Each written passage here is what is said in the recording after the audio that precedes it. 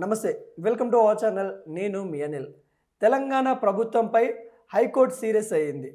ఏదైతే గిరిజన విద్యార్థులు అదేవిధంగా ప్రభుత్వ పాఠశాలలో చదువుకుంటున్న మధ్యాహ్న భోజన పథకంలో మరి ఫుడ్ పాయిజన్ వల్ల ఇబ్బంది పడ్డ విషయం మనకైతే తెలుసు.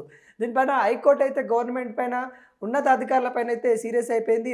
నిద్రపోతున్న పిల్లలు చస్తుంటే ఏం చేస్తూ ఉన్నారు అన్నట్టు కూడా ప్రశ్నించిన దాఖలాలు కనబడతా ఉన్నాయి.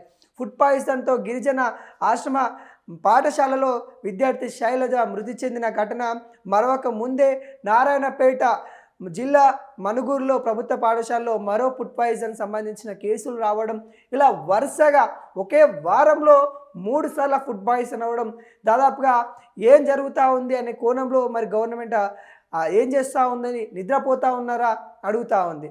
నారాయణపేట జిల్లా మనుగూరు ప్రభుత్వ పాఠశాలలో ఫుడ్ పాయిజన్ ఘటన తీవ్ర దిగ్భ్రాంతికి గురి చేస్తూ ఉంది. మనుగూరు ఘటనపై హైకోర్టు తీవ్ర ఆగ్రహం వ్యక్తం చేస్తూ ఉంది. ప్రభుత్వ పాఠశాలలో మధ్యాహ్న భోజన పథకం మరి పాఠశాలలో ఏ విధంగా అందుతూ ఉంది, నాణ్యత లేకుండా మరి ఎందుకు అలా పెడతా ఉన్నారు, దాని మీద దాఖలైన ప్రజా పిటిషన్లో అయితే మరి దాని విచారణ చేపడుతూ మరి హైకోర్టు అయితే కీలక వ్యాఖ్యలు చేసింది. ఏం చేస్తూ ఉన్నారు, ఎడ్యుకేషన్కి సంబంధించిన కమిషన్ ఏర్పాటు చేస్తా అని చెప్పారు. ఆ కమిషన్ కూడా ఏర్పాటు చేశారు. ఆకునూరి మురళి గారు అయితే మరి చైర్మన్గా అయితే ఉన్నారు. మరి తను నిన్న ఏదైతే హైకోర్టుకు ఏదైతే పిటిషన్ వెళ్ళిన తర్వాత నిన్న స్కూల్లోకి వెళ్ళి మధ్యాహ్న భోజనం చేసిన దాఖలాలు కనబడతా ఉన్నాయి. అంటే మీరు ఈ ఇన్సిడెంట్స్ అయితే కానీ మీరు ఇలా జరుగుతుందని గుర్తించలేకపోతా ఉన్నారా? ఇప్పటికీ కాంగ్రెస్ గవర్నమెంట్ వచ్చిన తర్వాత దాదాపుగా 800 మంది విద్యార్థులు ఇలా ఫుడ్ పాయిజన్ కేసులలో ఇరుక్కున్నారు. అంటే ఫుడ్ పాయిజన్ సంబంధించిన ఈ కేసులలో మరి ఇంతమందికి గురయ్యారన్నట్టు కూడా తెలుస్తూ ఉంది. మరి ఏం చేస్తూ ఉంది గవర్నమెంటు? నాణ్యత లేని ఫుడ్ పెడతా ఉన్నారు.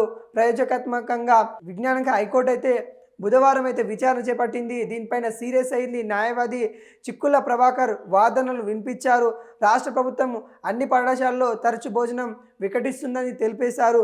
వారం వ్యవధిలోనే 3 సార్ల భోజనం అయితే వికటిస్తుంది. అధికారులు నిద్రపోతున్నారా అని హైకోర్టు అయితే ప్రశ్నించిన దాఖలాలు అయితే కనబడతా ఉన్నాయి. కొంత సీరియస్ అయింది. దీనికోసం ఫుడ్ డ్రైవ్ కోసం అయితే ఏదైతే ఫుడ్కి సంబంధించిన ఇలా ఫుడ్ పాయిజన్ అవుతా ఉంది కాబట్టి మరి గవర్నమెంట్ కూడా చాలా సీరియస్ అయితే ఉంది. అధికారులకి కొంత అలర్ట్ చేసింది. వీరు కూడా మరి తరచుగా మరి కలెక్టర్లు కానీ లేకుంటే సంబంధిత అధికారులు కూడా స్కూల్లోకి వెళ్ళి మధ్యాహ్న భోజనం మీరు చేయాలి, ఫుడ్ డ్రైవ్ ఏర్పాటు చేయాలన్నట్టు కూడా మరి క్లియర్ కట్గా గవర్నమెంట్ అయితే చెప్తా ఉంది.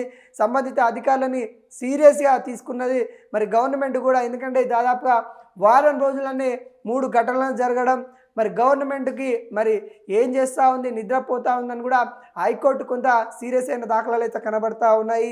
ఈ వారం రోజులలో 3 సార్లు వికటించింది. మరి ఒకవైపు కాంగ్రెస్ సంబంధించిన మరి మంత్రివర్గంలో ఉన్న వాళ్ళు ఏం చెప్తా ఉన్నారు, బయట ఫుడ్ వల్ల ఇలా అవుతా ఉందని చెప్తా ఉన్నారు.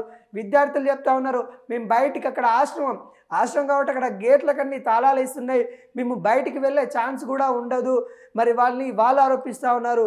ఇక్కడ మంత్రివర్గం ఉన్న వాళ్ళకు కూడా మరి ఏం జరుగుతూ ఉందనే క్లారిటీ లేకుండా జరిగింది.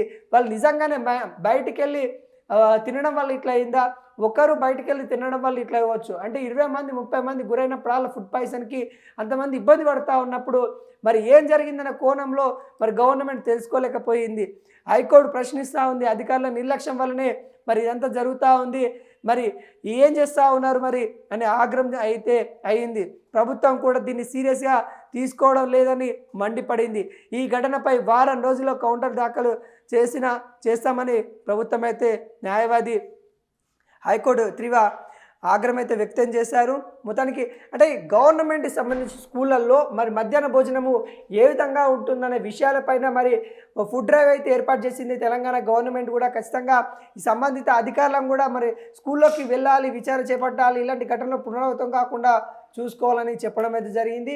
మరి తెలంగాణలో మరి ఫుడ్ పాయిజన్ తరచుగా అవుతూ ఉంది. ఇది ఒక్కసారి కాదు. ఇంతమంది గిరిజన మహిళలకు సంబంధించి అక్కడ శైలజ గారు కూడా మరణించారు. వాగిడికి సంబంధించిన గిరిజన స్కూల్లో తను చదువుకుంటా ఉంది. తను చదువుకుంటున్న నేపథ్యంలో ఆమె అక్కడ ఫుడ్ పాయిజన్ అయ్యి 3 నిమ్స్ హాస్పిటల్లో చేరిన విషయం తెలుసు. ఆ 3లో శైలజ గారు మరణించిన విషయం కూడా మనకు తెలిసిందే. అంటే ఇలా పిల్లల ప్రాణాలతోని ఆడుకుంటా ఉన్నారా?